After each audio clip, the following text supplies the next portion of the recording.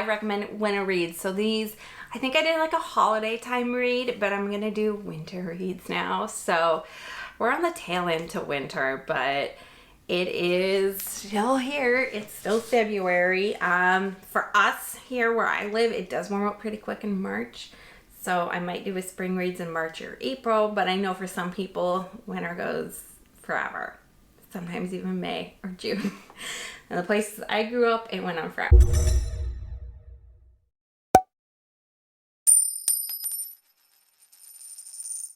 So the very first book I'm gonna suggest is The Winter Garden by Kristin Hannah. Let me just like read this book because I feel like it does like a better job than me like describing it. But it says, The Winter Garden is one woman's sweeping, heartbreaking story of love, loss, and redemption. At once an epic love story in World War II Russia and an intimate portrait of contemporary mother's daughter poised at a crossroads in her life. It explores heartbreak of the war and the ultimate triumph of a human spirit. So it does jump from 1941 to 2000. If you liked Kristin Hannah's Nightingale, you're gonna like this book. And then, I mean, it's got the name and the story. It does start out kind of cold. You start out in Russia, which is fun. But I really liked it. I highly suggest it. And it is a fun winter read. Or if you liked Kristin Hannah's Great Alone, you're probably gonna like this too. Same kind of writing. But yeah, that is my first winter reads book. Number 2, I need a new detective series, y'all, because I wanted to mention these ones because I really, really enjoyed them. I typically don't like mystery thriller, but I love J.K. Rowling's Robert Galbraith's Cormoran Strike series. So if you haven't started with these, they start with Cuckoo's Calling.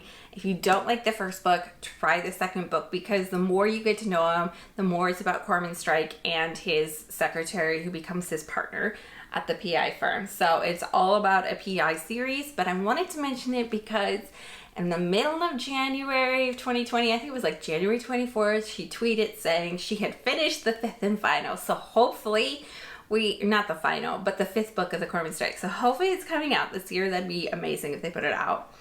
I doubt they put it out in a year, but that'd be really cool if we did see it in 2020. And I'm excited about it.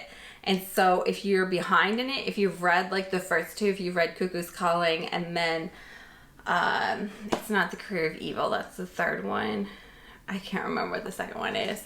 But if you're behind and you haven't read like Lisa White or Career of Evil, or if you haven't read any of them, this is a good time to start. I really like them. The more you get to know Cormoran Strike, you just love him to death, and he's kind of an edgier character. I really enjoyed the books.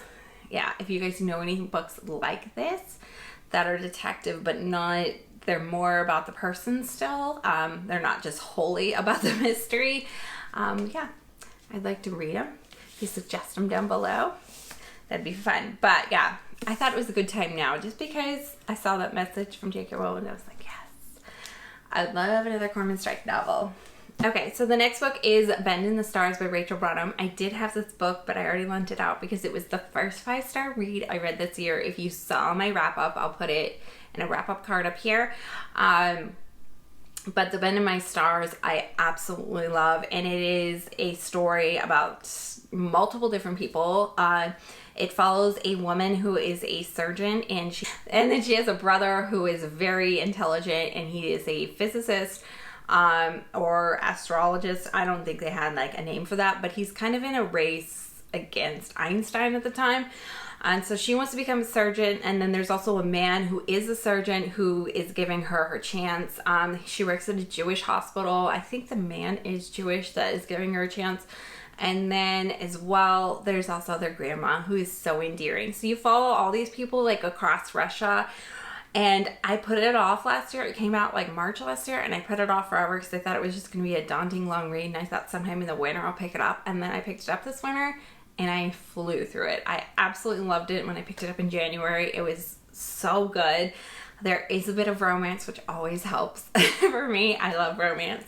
But I really, really enjoyed the book. I think it was a debut novel by her, and it was just done incredibly. It's got a beautiful cover. I'm sure it'll be over here. The cover I have is a little different if you see it in the wrap-up, but I really, really enjoyed the book. I can't recommend it enough.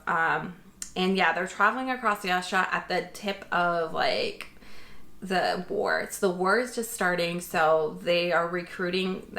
Russia in the beginning of World War II recruited all the Jews to put on the front line first, and then kind of recruited backwards from there. So yeah, they're on like a race against time across Russia for this eclipse. They get separated.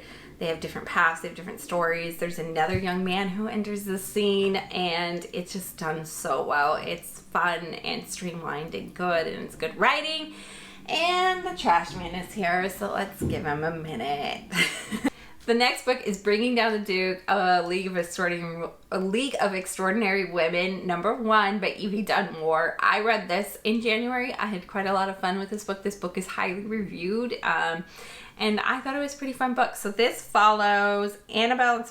This follows Annabelle and Sebastian. Annabelle is a girl who is trying to break out of her station in life. Not like purposely, like she's like, yeah, I'm gonna break my station, but she just doesn't want to be a maiden under this man's thumb. And so she goes off to college, and the way she can pay for it is to join the suffragette society. So she's not like a huge like, yes, women rights and everything, but it does come along with the territory of hanging out with these women. The women are really fun in the book. And then Sebastian is a duke who she's supposed to like change his mind. The first meeting she has with him is just kind of hysterical because she's not supposed to really approach him, and everybody's like kind of shocked because she didn't know who he was.